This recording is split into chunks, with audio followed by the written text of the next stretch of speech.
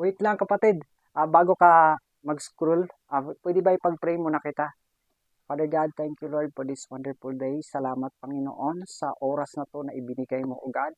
I pray Lord sa kapatid ko na nasa kabilang screen na to. Lahat ng kanyang mga desire na kanyang puso, kung siya may nahihirapan, na bibigat ang lubha. Alam mo Panginoon, ang iyong salita ay totoo. At sinabi mo Panginoon sa Matthew 11:28, come to me while weary, heavily weary and burdened, and I will give you rest. Salamat Panginoon sa kapahingahan na ibinigay mo.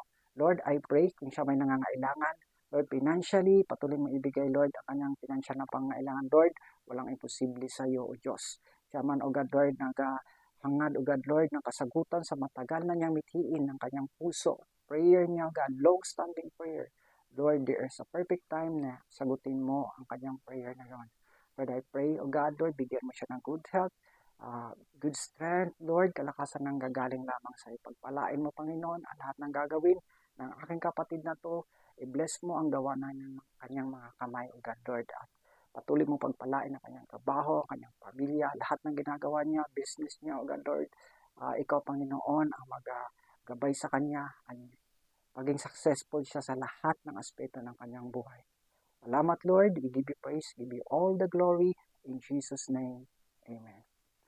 Salamat kapatid kung ikaw ay napagpala sa ating prayer.